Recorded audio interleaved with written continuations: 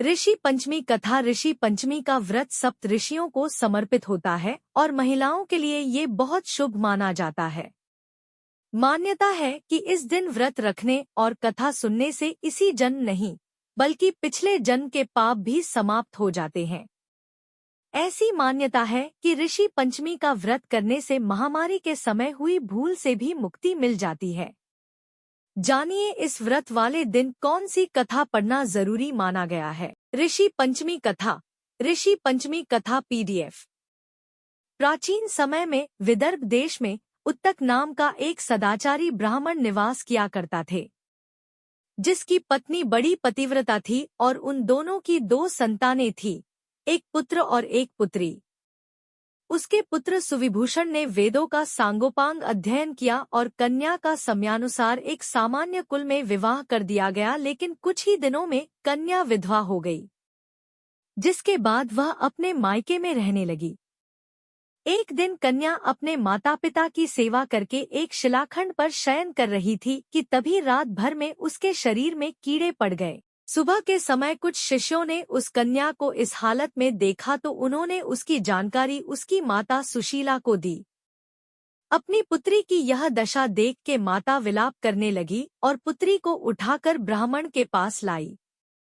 ब्राह्मणी ने हाथ जोड़कर कहा, महाराज, यह क्या कारण है कि मेरी पुत्री के सारे शरीर में कीड़े पड़ गए हैं? तब ब्राह्मण ने ध्यान धर के देखा तो पता चला कि उसकी पुत्री ने 7 जन्म पहले अजस्वला होते हुए भी घर के तमाम बर्तन, भोजन सामग्री को छू लिया था और ऋषि पंचमी व्रत का भी अनादर किया था। उसी दोष के कारण इस पुत्री के शरीर में कीड़े पड़ गए, क्योंकि रजस्वला वाली स्त्री का पहला दिन चांडालिनी के बराबर, दूसरा दिन ब्रह्मघातिनी के समान, तीसरा दिन धोबिन के समान होता है।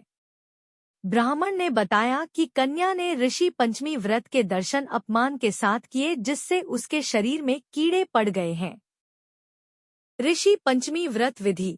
ऋषि पंचमी व्रत विधि। तब सुशीला ने कहा, महाराज, ऐसे उत्तम व्रत को आप विधि के साथ वर्णन कीजिए, जिससे सभी प्राणी इस व्रत से लाभ उठा सकें। ब्राह्मण बोले, यह व्रत भादो मास की शुक्ल पक्ष की पंचमी को धारण किया जाता है।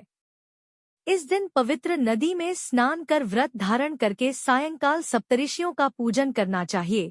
भूमि को शुद्ध गौ के गोबर से लीपने के बाद उस पर अष्टकमल दल बनाकर नीचे लिखे सप्तऋषियों की स्थापना कर प्रार्थना करनी चाहिए। इस पूजा में महर्षि कश्यप, अत्रि, भारद्वाज, विश्वामित्र, गौतम, जमदग्नि, वशिष्ठ महर्षियों की मूर्ति की स्थापना कर आचमन, स्नान, चंदन, फूल, धूप दीप, नैवेद्य आदि पूजन कर व्रत की सफलता की कामना करनी चाहिए। इस व्रत का उद्यापन भी विधि विधान करना चाहिए। चतुर्थी के दिन एक समय भोजन करके पंचमी को व्रत आरंभ करें। सुबह नदी में स्नान कर गोबर से लीप कर सर्वतोभद्र चक्र बनाकर उस पर कलश स्थापित करें। कलश के कंठ में नया वस्त्र बांधकर पूजा सामग्री एकत्र कर अष्टकमल दल पर सप्तऋषियों की सुवर्ण प्रतिमा स्थापित करें। इसके बाद षोडशोपचार से पूजन कर रात्रि को इसकी कथा का श्रवण करें। फिर सुबह ब्राह्मण को भोजन दक्षिणा देकर व्रत पूर्ण करें।